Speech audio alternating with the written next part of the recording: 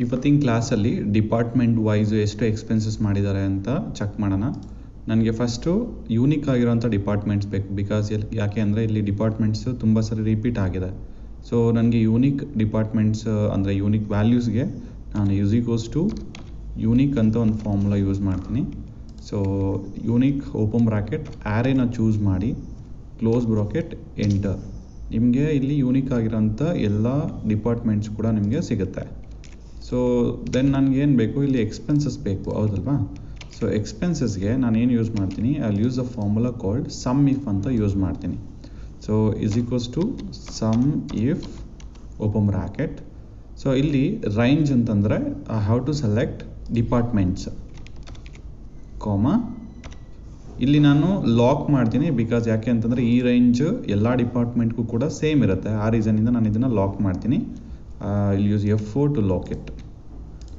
Next criteria ಅಂತ ಬರುತ್ತೆ. Criteria ಬಂದುಬಿಟ್ಟು ಇಲ್ಲಿ ಮಾರ್ಕೆಟಿಂಗ್ ಕ್ರೈಟೀರಿಯಾ ಆಗುತ್ತೆ. ನಾನು ಇದನ್ನು ಲಾಕ್ ಮಾಡಲ್ಲ, ಬಿಕಾಸ್ ಇದನ್ನು ಡ್ರ್ಯಾಗ್ ಮಾಡ್ತೀನಿ. ಆ ರೀಸನಿಂದ ಇದನ್ನು ಲಾಕ್ ಮಾಡಲ್ಲ. ಸಮ್ ರೇಂಜ್ ಅಂತಂದರೆ ಎಕ್ಸ್ಪೆನ್ಸಸ್ನ ಚೂಸ್ ಮಾಡಿ ಅಗೇನ್ ಇದನ್ನು ಕೂಡ ಲಾಕ್ ಮಾಡಬೇಕು, ಬಿಕಾಸ್ ನಾವು ಡ್ರ್ಯಾಗ್ ಮಾಡ್ತೀವಿ ಫಾರ್ಮುಲಾನ. Close bracket. ಇನ್ನೊಂದ್ಸರಿ ಹೇಳ್ತಿದ್ದೀನಿ, ಲಾಕ್ ಮಾಡಲಿಕ್ಕೆ F4 ಯೂಸ್ ಮಾಡಿ ಶಾರ್ಟ್ಕಟ್ ಕೀ, ಎಂಟರ್. ಸೊ ನಮಗೆ ಟೋಟಲ್ ಮಾರ್ಕೆಟಿಂಗ್ ಎಕ್ಸ್ಪೆನ್ಸಸ್ ಎಷ್ಟು ಮಾಡಿದ್ದಾರೆ, ಮಾರ್ಕೆಟಿಂಗ್ ಡಿಪಾರ್ಟ್ಮೆಂಟ್ ಅವರು ಎಷ್ಟು ಎಕ್ಸ್ಪೆನ್ಸಸ್ ಮಾಡಿದ್ದಾರೆ ಅಂತ ನಮಗೆ ಇಲ್ಲಿ ರಿಸಲ್ಟ್ ಬಂತು. ಇದನ್ನು ಡ್ರ್ಯಾಗ್ ಮಾಡಿ. ಸೊ ಈಗ ಇದನ್ನು ನಾರ್ಮಲ್ ಫಾರ್ಮೆಟ್ ಆಗಿದೆ, ಬಿಕಾಸ್ ಇದು ಕರೆನ್ಸಿ ಅಲ್ವಾ. ಕರೆನ್ಸಿ ಫಾರ್ಮೆಟ್ಗೆ ಚೇಂಜ್ ಮಾಡಲಿಕ್ಕೆ ನೀವು Ctrl+Shift+4ನ ಕ್ಲಿಕ್ ಮಾಡಿದ್ರೆ ಸೊ ಆಟೋಮೆಟಿಕ್ಲಿ ಇದು ಕರೆನ್ಸಿ ಫಾರ್ಮೆಟ್ಗೆ ಕನ್ವರ್ಟ್ ಆಗುತ್ತೆ. Thank you. ವಿಡಿಯೋ ನೋಡಿದ್ದಕ್ಕೆ. ಇಷ್ಟ ಆಗಿದ್ರೆ ಲೈಕ್ ಮಾಡಿ.